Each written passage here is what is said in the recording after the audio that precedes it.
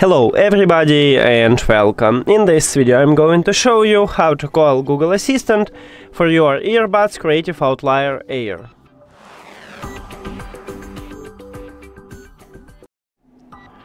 So, to call a Google Assistant, in the manual it said that you need to press 2 times at your main earbud, and if we go to the settings you can see that my main right now is the right one.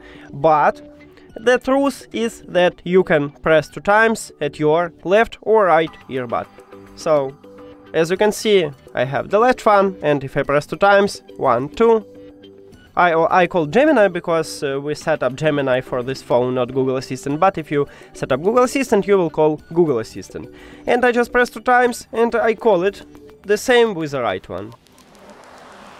And as you can see, it also works. That's it. Thank you for watching this video. If you found it helpful, please consider subscribing to the channel and leave the like on the video. See you later!